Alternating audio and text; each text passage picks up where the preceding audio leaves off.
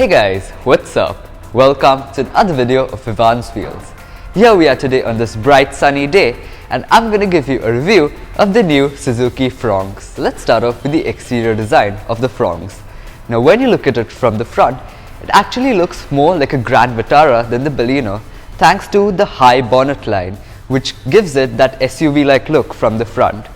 There's this neatly integrated piece of chrome. The Fronx gets unique DRLs as well as these projector headlights set in a triangular position, which gives it a distinctive look. The Fronx get these smart looking 16-inch alloy wheels. The tire size is 195/60 R16, which sit under these squared wheel arches. Now the wheels do tend to look a tad bit undersized, but it's better Nexa has stuck with 16-inch wheels because 17 inches would have affected the ride. The ground clearance of the Fronx is 190 mm, which is a handy 20 mm more than the Baleno. At the rear, you notice that the tailgate is totally different from the Baleno. Another interesting thing is that the number plate is housed on the boot lid and not on the bumper. And as is the norm with modern cars, you get a light bar on the tailgate. There's also this nice looking stylized skid plate at the bottom, which gives the Fronx a tougher look. The boot space of the Fronx is 308 liters, which is 10 liters down compared to the Baleno. Now we are in the interior of the Suzuki Fronx. So let's start off with these seats, and they're pretty nice and will fit most frames, but nothing too special. Next up, the steering wheel, which is wrapped in this nice leather, so it's quite comfortable to hold. However, if I had to nitpick, I'm not quite a fan of this piano black finish which is used on the steering wheel, and also it might tend to scratch. Taking center stage here is this 9-inch infotainment system. Sadly, the battery of this car has run out, so I can't use it and tell you what it's like, but from what I heard, it's a pretty good unit and is carried over straight from the Baleno. On the interior, the Fronx has a lot of contours and colors going on, so it does give it a little more upmarket feel. You have this piano black on the dashboard, the silver finish, then the chocolate brown color for a large part of the seats, the dashboard. However, when it comes to the quality, I was able to find that this center console here, it does creak and move a little. Have a look.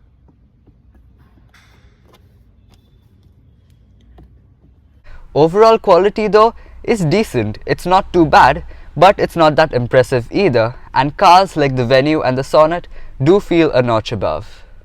Practicality is good. You have two large cup holders here. The glove box is pretty well sized, and you have door bins with bottle holders. However, this center armrest with storage, the storage here is quite tiny. Now we are in the back seat of the Suzuki Fronx. The front seat is set to the driving position of a driver of about 5 foot 8 inches of height, and I still have ample knee room remaining. Footroom is quite good, and despite this having the coupe-like look at the back, I still have a few inches of headroom remaining, and headroom for even a person a little bit taller than me shouldn't be a problem. The cabin is decently wide, so you will be able to fit a third passenger in the center. You get adjustable headrest for all 3 seats at the back, which is impressive. However, there is no center armrest here.